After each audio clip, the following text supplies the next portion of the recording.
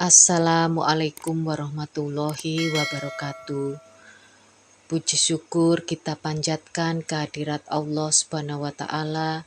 Sholawat serta salam kita haturkan kepada Rasulullah Muhammad Sallallahu Alaihi Wasallam, karena dengan kasih sayangnya kita bisa berjumpa dan ketemu di channel ini. Anda menemukan channel ini bukanlah hal yang kebetulan, tetapi karena tarikan energi, keselarasan antara Anda dan saya, dan semua adalah pasti karena kehendaknya. Di bagian sebelumnya kita belajar tentang apa itu ibadah, yang bahasa sederhananya adalah adaptasi kita dengan Allah, Tuhan Sang Maha Pencipta.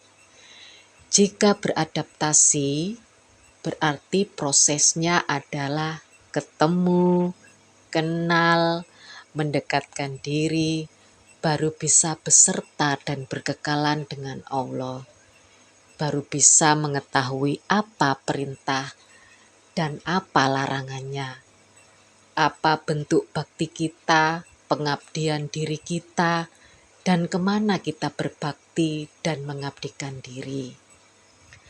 Pepatah mengatakan, tak kenal maka tak sayang.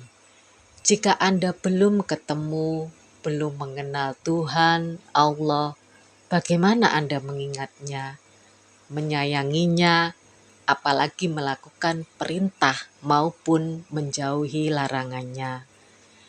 Kalau ditanya, siapa yang menyuruh Anda sholat, sembahyang, zakat, puasa? Jika tidak jelas siapa yang menyuruh, jika jawaban Anda adalah, ya kan itu turun-temurun, orang tua yang nyuruh, guru ngaji, kita lahir sudah Islam, Kristen, Hindu, dan lain-lain, itu adalah syariatnya. Berarti selama ini kita tidak pernah benar-benar ingin mengenal Tuhan, Allah Sang Maha Mutlak. Kita dibutakan oleh pengetahuan, kajian, bacaan, bahwa kita akan ketemu Allah kelak di akhirat setelah kita mati. Ini benar jika yang menjelaskan adalah ulama atau guru yang tersambung akan Allah. Jadi selama ini kita santai-santai saja menjalankan ritual keagamaan jasmani dengan harapan bahwa ketika nanti mati dan di akhirat baru ketemu Allah. Ya, kalau ketemu Allah, kalau tidak bagaimana? Allah itu laisa kamislihi sayun, tidak serupa dengan apapun atau tidak ada sesuatu pun yang serupa dengan Dia. Jika kita tidak ketemu dan kenal, lalu bagaimana kita bisa tahu itu Allah? Apakah itu bukan setan atau iblis? Sudah pasti, jika tidak beserta Allah dan yang membimbingmu bukan Allah, maka kita pasti beserta setan atau iblis. Kata guru kami, mereka itu umurnya miliaran loh, bisa keluar masuk surga, bahkan bisa meniru sebagai Tuhan. Hati-hati ya, ngeri. Kembali lagi, Allah itu ada di Al-Ars, sebagaimana Quran Surat At-Toha ayat 5. Dialah Allah yang Maha Pengasih dan berkuasa atas Ars. Selain itu, Allah juga dekat dengan kita, sebagaimana Quran Surat Qaf ayat 16. Sungguh, kami benar-benar telah menciptakan manusia dan mengetahui apa yang dibisikkan oleh dirinya. Kami lebih dekat kepadanya daripada urat lehernya. Lalu Quran Surat Al-Baqarah ayat 115. Hanya milik Allah timur dan barat.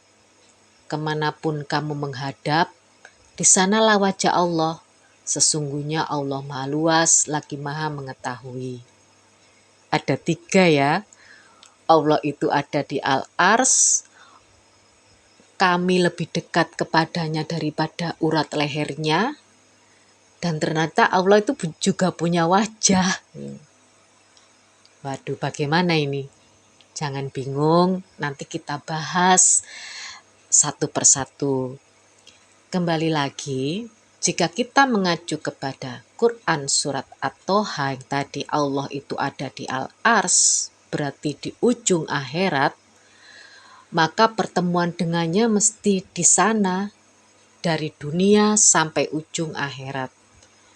Tentu saja kita harus tahu alamatnya dong. Allah itu tidak satu dimensi dengan manusia, maka nggak mungkin bisa ketemu asal-asalan saja mengaku-ngaku. Tetapi manusia mesti menjangkau puncak akhirat, baru bisa ketemu dengan Allah. Kita ini relatif di alam fisika, sedangkan Tuhan itu maha mutlak di alam metafisika. Kita punya keterbatasan. Contohnya nih, kita bisa menyapa dan ngobrol teman yang jaraknya 1 atau 2 meter dekat dengan kita. Tetapi apakah kita bisa menyapa teman kita yang berada di jarak 1 atau 2 kilometer? Seberapa keras suara kita, sampai pita suara kita putus, teman kita nggak kedengar. Apalagi kita mau menjangkau Tuhan yang dimensinya di puncak tertinggi. Maka jika jarak dengan Allah adalah maha metafisika, maka manusia mesti memakai teknik metafisika. Manusia tidak akan sampai kepada Allah jika tidak tahu caranya, tidak tahu ordinat alamatnya. Maka Quran yang mengatakan bahwa Allah itu lebih dekat dari urat leher, Allah itu ada di mana-mana, kau tidak akan ketemu.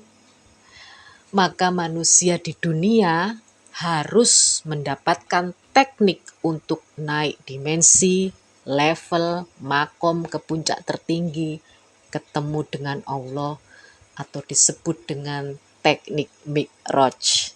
Semakin menarik pembelajaran kita ya. Saya harap sampai di sini kita paham bahwa beribadah atau beradaptasi dengan Tuhan, Allah, awalnya kita memang harus ketemu, kenal dengan Allah. Karena kita tidak secara otomatis dikenal Allah atau Tuhan sebelum kita mengenalnya. Oh, Allah itu maha mengetahui kok. Wong Dia yang menciptakan kita. Tidak seperti itu. Di setiap Alkitab, Injil, Quran, dan sebagainya selalu ada kata-kata carilah jalan untuk mengenalnya, carilah tali wasilah untuk tersambung dengan Allah, carilah channelnya, find the way. Jadi sekarang jangan di zona nyaman ya, harus sadar. Ayo kita belajar pelan-pelan. Saya di sini tidak menggurui atau lebih pintar dari Anda. Kita saling memberi pengetahuan supaya kita sadar, tercerahkan, awakening. Sampai bertemu di part selanjutnya. Assalamualaikum warahmatullahi wabarakatuh.